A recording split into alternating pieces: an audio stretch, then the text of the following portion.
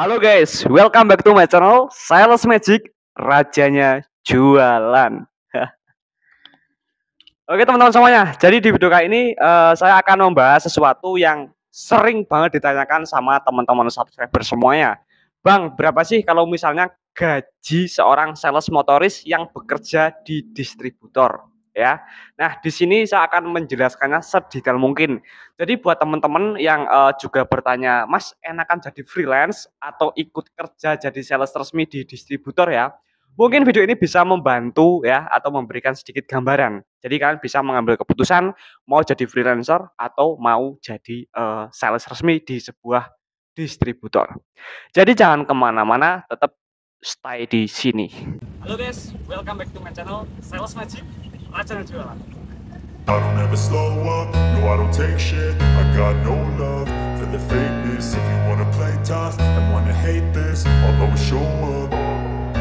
I don't ever slow up, no I don't take shit. I got no love for the fakeness. If you wanna play tough and wanna hate this, I'll always show up and make a statement. I don't ever slow up, no I don't take shit. I got no love for the fake. Oke, teman-teman, kita lanjut pembahasan kita ya.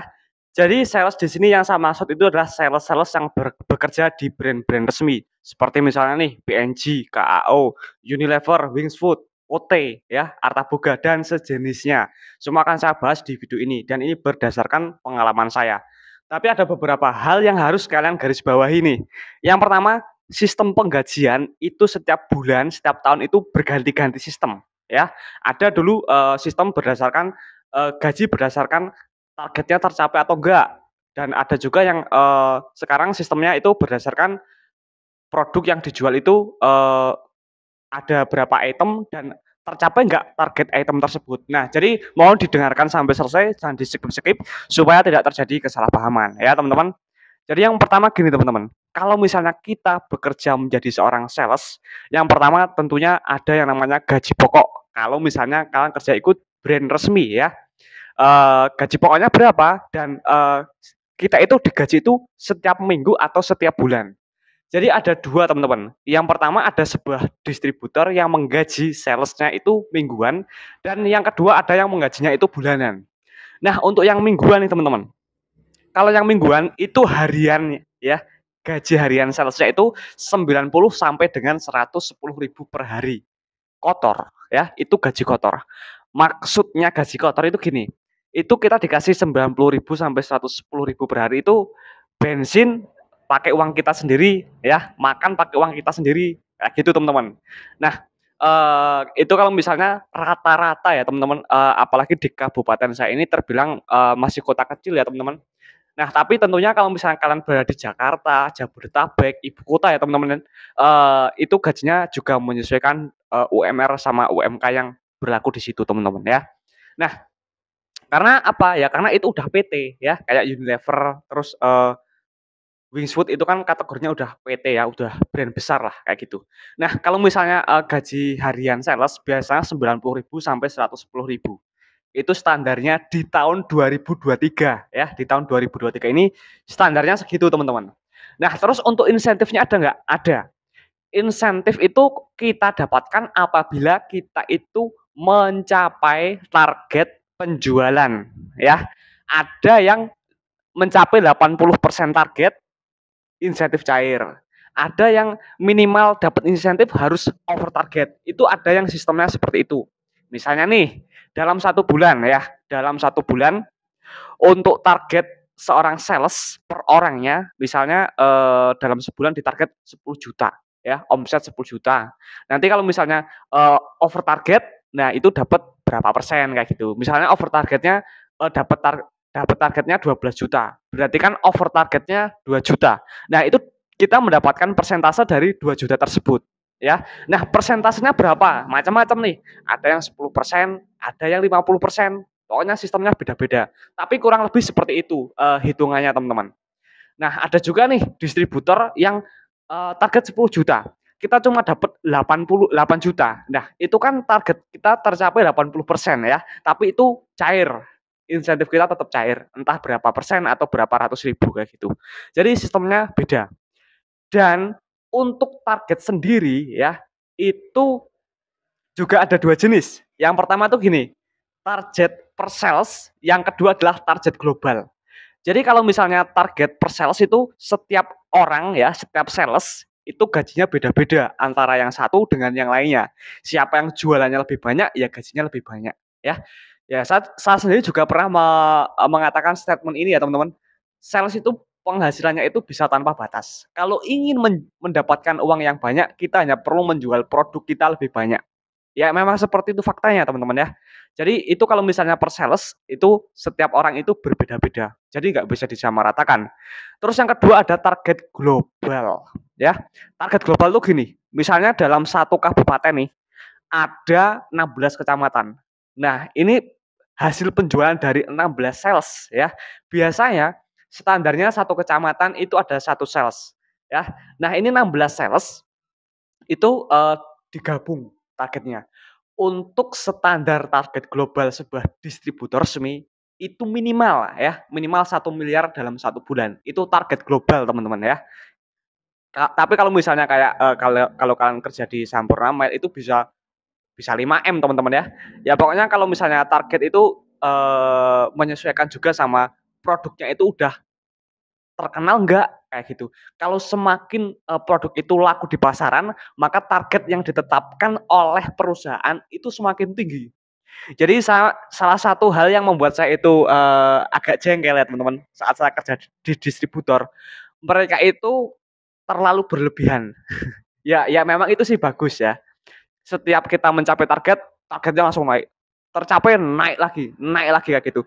Nah, memang, hal itu memang bagus untuk memicu ya teman-teman, untuk memicu tim kerja supaya lebih semangat mengejar target. Tapi kalau misalnya ingin menaikkan target, harusnya mereka juga menaikkan insentif, ya nggak?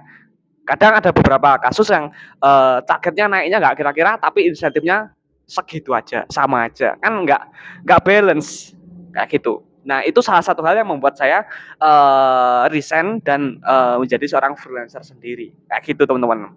Nah, kalau misalnya ditanya enakan jadi sales atau jadi freelance sendiri, ya jawabannya tentu jadi freelance sendiri. Tapi kalau misalnya kalian itu udah mempunyai database.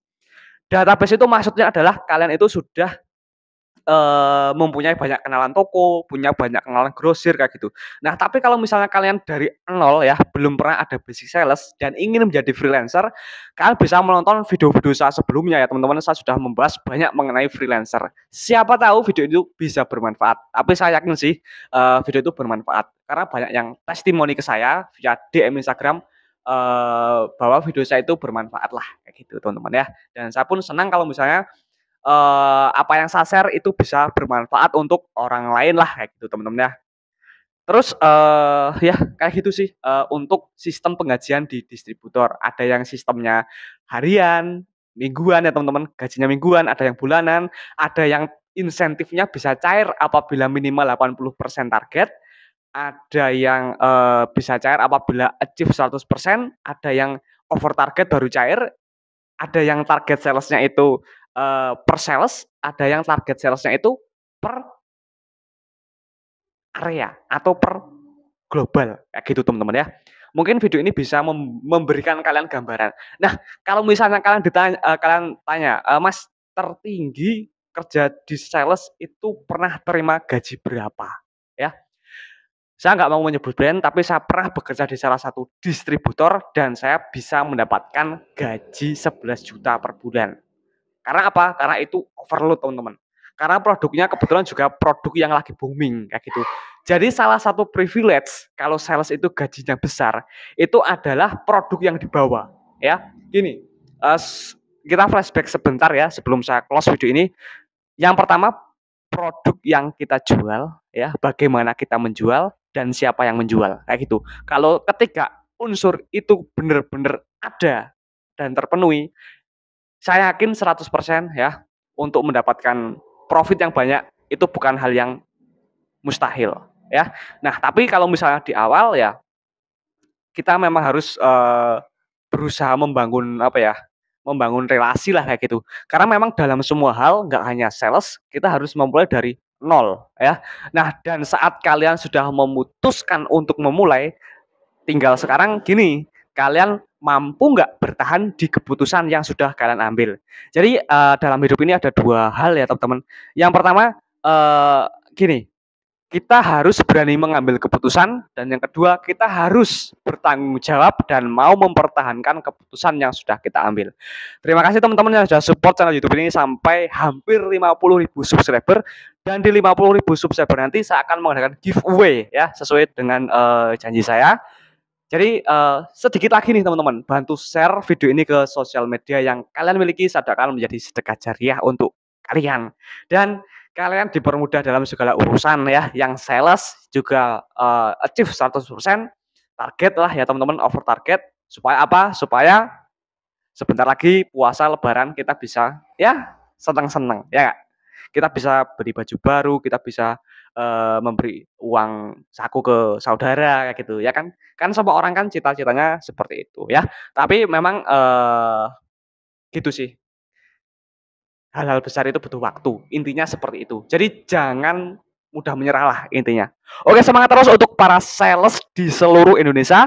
Sampai jumpa di video selanjutnya. Jangan lupa untuk subscribe, like, dan share video ini ke sosial media yang kalian miliki.